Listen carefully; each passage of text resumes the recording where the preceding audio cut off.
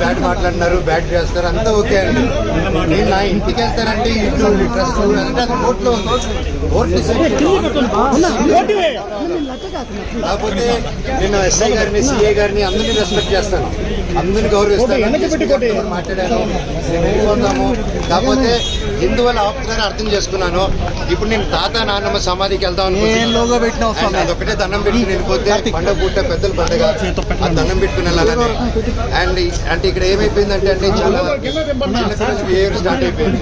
జనరేటర్లో చక్కెర పోయడం and hoardings ఉంటే ఇక్కడ నాది, లోకల్ ఎమ్మెల్యే నాని గారిది, సీఎం గారిది, అందరు కలిపి మా హోర్డింగ్స్ అన్ని పెట్టుకుని ఉంటే అన్ని 2 కిలోమీటర్ రేడియస్లో మొత్తం అందరూ పొద్దున కూడా డే టైంలో అంత ఫుటేజ్లు ఉన్నాయి మా దగ్గర. అవన్నీ మీకే ఇస్తాం, దయచేసి మీరు చూడండి. అంటే హోర్డింగ్లు కూడా తీసే ఎందుకు అంత లెవెల్.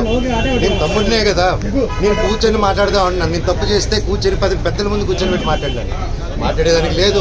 నాకు మోహన్ తీసుకొచ్చేదానికి సిగ్గుపడతారు, భయపడతారు, ఏం అర్థం కాదు. హోర్డింగ్లు చంపగలుగుతారు కానీ జనాల మనసులో నుంచి మమ్మల్ని ఎవరు తీలేరు. అండ్ ఇది నా ఊరు, నా బంధువులు, నా పల్లెటూరు, నా జనాలు. అండ్ ఈ క్యాంపస్ నా గౌరవం ఉంది. ఇది ఒకరి కాంట్రిబ్యూషన్ కాదు, ప్రతి ఒక్కరు కష్టపడాము, ప్రతి ఒక్కరు కాంట్రిబ్యూట్ చేసి అండ్ ప్రతిదీ కోర్టులో మేము ప్రజెంట్ చేస్తాం. కోర్టు ద్వారా తెలుసుకోండి. అంతేగాని కోర్టులో ఉన్నప్పుడు ఇలా ఫోర్స్ చేయడం, మా జనాల్ని, మా ఫ్యాన్స్ని, మా ఫాలోవర్స్ని బెదిరియడం, మీరు ఇక్కడికి వస్తే లాఠీ చార్జ్ చేస్తారని బెదిరిస్తూ ఉన్నారు. మేము ఇక్కడికి వస్తారు సార్, వస్తే లాఠీ చార్జ్ చేస్తాం. ఎందుకు లాఠీ చార్జ్ చేస్తారు సార్? నేను మా ఊరికి వెళ్ళినా, నా బంధువుల్ని కలిసినా, జల్లికెట్టుకు పోయినా, ఇక్కడికి వచ్చినా నేను సార్ రావచ్చు అంటే రావద్దు అన్నారు. సరే ఓకే, తిరుక్కుని పోతున్నాను సార్, నా తాత నాన్న సమాధి దగ్గర పోతాను, మీరే పోలీసులు రండి సార్, మీరు నాతో పాటు రండి, నేను జస్ట్ 2 నిమిషాలు సమాధికి దండం పెట్టుకొని ఘాటుకి పోతాను సార్ అని చెప్పాను. ఆ పర్మిషన్ తీసుకొని సార్ అవుతే వెళ్తాను, రానిస్తే ఓకే, లేకపోతే ట్రై చేస్తాను. అక్కడి నుంచి స్టేషన్కి వెళ్ళి నేను నా తరఫున కంప్లైంట్ పెట్టుకుంటాను.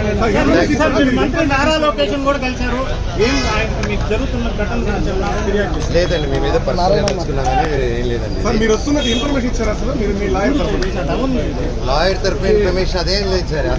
సార్ నేను అట్లేండి సార్, నేను లాయర్ని పెట్టి ఇచ్చేద్దాం, వీడిని హోటల్ని నింపుదాం, వీడు పడుకొని ఇంట్లో పిల్లలు ఉండగా చక్కెర పోద్దాం, ఇవన్నీ నేను చేయను సార్. మీకు తెలుసు కదా, లోకల్లోనే కదా మీరంతా, ఈ లోకల్లో తెలుసు కదా నా గురించి. మీకు నా గురించి అడిగి సార్, ఊళ్ళో సరదాగా కెమెరాలు ఎత్తుకొని వీడేంది, వీడి కథ ఏందని అడిగి మీకే అర్థమైపోతుంది అంతా.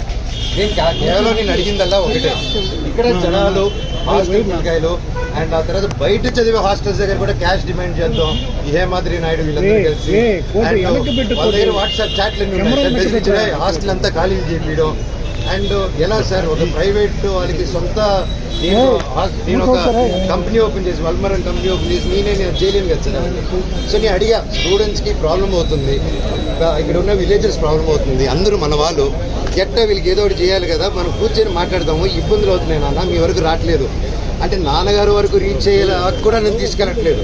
ఒకవేళ వెళ్తున్నానంటే గేట్లు వేసాడు, మాకు నాన్నకేదో చెప్పాడు, మీ అందరూ కళ్ళు మొక్కడు అండ్ టక్కరి 2 సంవత్సరాలు లేనిది సడన్ గా వెళ్ళి లొకేషన్ ప్రతి ఒక్కరు. అండ్ ఎందుకు ఆ భయం, ఎందుకు నేను ఏం చేస్తాను, ఏం లేదు కదా, కూర్చొని మాట్లాడేదానికి ఎందుకు. ఎనీవేస్ నేను గొడవకు రాలేదు, ఇక్కడ ఆపారు కాబట్టి చెప్పాను. అందరికీ కనుమ శుభాకాంక్షలు.